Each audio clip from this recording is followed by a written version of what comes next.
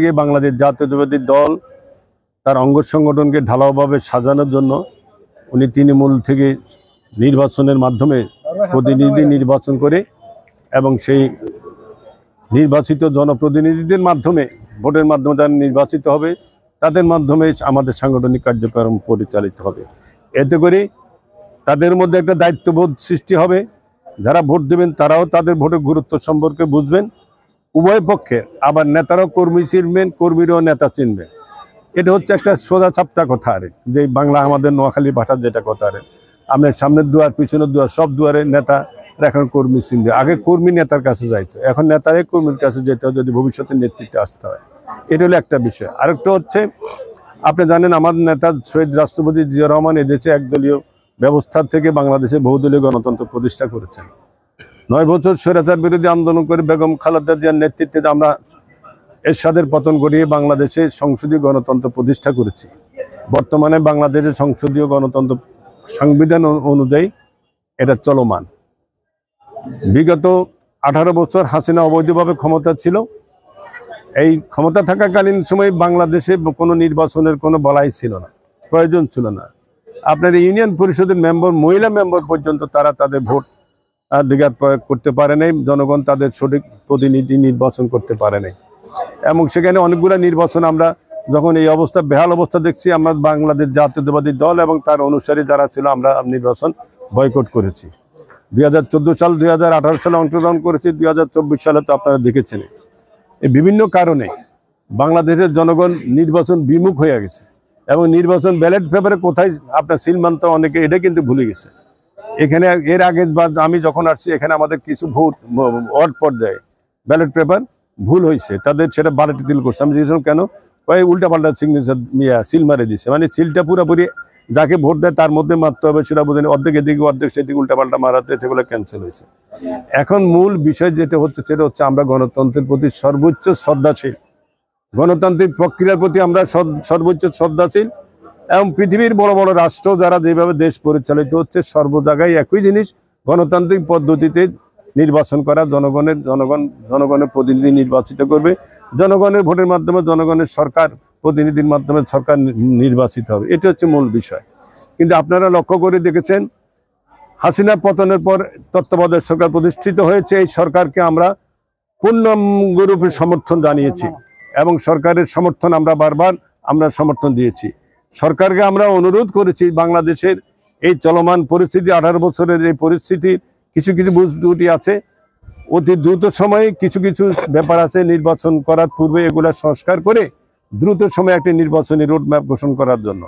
ইতিমধ্যে আপনার দেখেন সরকারের মধ্য থেকে একটা অংশ আবার নতুন করে একটা দল করছে, তারাও নির্বাচনে অংশগ্রহণ করে। আরো 14টা দল করুক, আমাদের তো আপত্তি নেই। বাংলাদেশের গণতন্ত্র সংবিধান অনুযায়ী নির্বাচনের তাদের নিয়মাবলী অনুযায়ী কেউ যদি সেখানে নিবন্ধন পাইতে পারে, আমরা এটা বিরোধিতা করি না। যতই দল বাড়বে ততই গণতন্ত্র শক্তিশালী হবে। এখন তারা চাচ্ছে যে পদ্ধতিতে নির্বাচন আপনারা লক্ষ্য করে দেখেছেন, এই পদ্ধতিতে আমাদের এই অঞ্চলে একমাত্র নেপালতলা 1 মাস 1.5 মাস 2 মাস পর পর এখানে আপনার এই সরকার পরিবর্তন হয় এবং ভারত একটা বৃহৎ দেশ গণতান্ত্রিক, সেখানে এই ঘটনাটা নাই। পৃথিবীর অনেক দেশে এটা হলো যেখানে কার্যকর করা হয় সেখান থেকে আবার বাতিল করে দেওয়া হয়েছে। আমরা এখন জনপ্রতিনিধি নির্বাচন করব, আমরা এই ইউনিয়নের যিনি চেয়ারম্যান ওনাকে, এই এলাকার যিনি এমপি, মানুষ সুখে দুঃখে মানুষ পায় তাকে, রাস্তাঘাট স্কুল কলেজ মসজিদ মাদ্রাসা এলাকার মানুষের চাকরি বাকরি ব্যবসা বাণিজ্য সুখে দুঃখে যারা পায়, এই পদ্ধতিতে আমাদের এই জনগণ, এই এলাকার জনগণ, বাংলাদেশের জনগণ এই পদ্ধতির প্রতি শ্রদ্ধাশীল। এটাতে মানুষের স্বাভাবিকভাবে এই পদ্ধতিকে মানুষ গ্রহণ করেছে এবং এটাতে আমরা আমাদের সমর্থন মনে করি এবং এই নির্বাচনকে আমরা স্বাগত জানাই। কিন্তু হঠাৎ করে তথাকথিত কিছু রাজনৈতিক দল তারা এই আপনার এই যে ঘটনা তারা যে উত্থাপন করতেছে, বাংলাদেশের রাজনীতি, বাংলাদেশের নির্বাচন করে তারা প্রলম্বিত করতে চাচ্ছে। আরেকটি অংশ আপনারা দেখেছেন, একটি উদ্ভট কাল্পনিক ঘটনাকে কেন্দ্র করে কিছু মৌলবাদী সংগঠন এবং এই কিছু সুবিধাবাদী সংগঠন ঐক্যবদ্ধ বিএনপির বিরুদ্ধে একটি কৌশলে একটি অপপ্রচার চালানো শুরু করে দিয়েছে।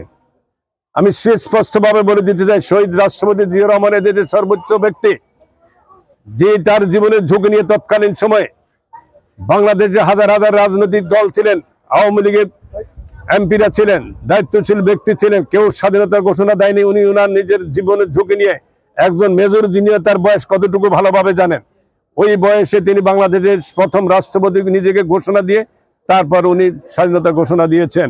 তার প্রতি অবমাননা। বেগম খালেদা জিয়া 9 বছর এদেশে স্বৈর শাসন বিরোধী আন্দোলন করতে গিয়ে বারবার গ্রেপ্তার হয়েছে, নির্যাতনের শিকার হয়েছেন। আমাদের নেত্রী বেগম খালেদা জিয়া এই হাসিনার আন্দোলন করতে গিয়ে আপনারা লক্ষ্য করে দেখছেন, একজন মহিলা নেত্রী দীর্ঘদিন মিথ্যা বানোয়াট মামলা নিয়ে তাকে কারাগারে নির্যাতন রাখা হয়েছে। একটি প্রায় 78 বছরের কাছাকাছি যার বয়স, তাকে এইভাবে নির্মমভাবে সেদিন মিথ্যা মামলা দিয়ে আটকে রাখা হয়েছে। আমাদের নেতা তারেক রহমান, তাকে মিথ্যা মামলা দিয়ে নির্যাতন করা হয়েছে শারীরিকভাবে। আল্লাহ তাআলা তাকে রক্ষা করেছেন, কিন্তু তার ছোট ভাই আরাফাত রহমান কোকো এই নির্যাতনের কারণে সিদ্ধান্ত সঠিকভাবে সেই চিকিৎসার নিতে পারে না, বিধায় তাকে সেদিন মৃত্যুবরণ করতে হয়েছে। বেগম খালেদা জিয়ার নিজ বাসভবন থেকে উচ্ছেদ করা হয়েছে, এবং সেটা হাসিনা নিজে বক্তব্য দিয়েছেন কি কারণে উচ্ছেদ করেছে, জোর জবরদস্তি করে। বাংলাদেশে যদি সর্বোচ্চ নির্যাতনের শিকার হয়, আমরা মনে করি, আমরা লক্ষ লক্ষ নেতাকর্মী জেল খেটেছি, মিথ্যা মামলা মকদ্দমা দিয়ে আমরা ধরেছি, সর্বোচ্চ ত্যাগ স্বীকার করেছেন জিয়া পরিবার। আজকে সেই জিয়া পরিবারকে নিয়ে আবল তাবল কথা বলা হচ্ছে। আজকে যারা এই সমস্ত কথা বলে, তারেক জিয়ার সামনে তাদেরকে দাঁড়া করান, তাদের ইতিহাস, তাদের অতীত, বর্তমান আর তারেক জিয়ার সাথে তাদের সকলকে, আমাদের নেতা তারেক রহমান সাহেবকে আপনারা দাঁড়া করান, তাদের অবস্থা কোথায়? বিবেক বিরোধী কাজ করে বিএনপির ইমেজকে নষ্ট করা।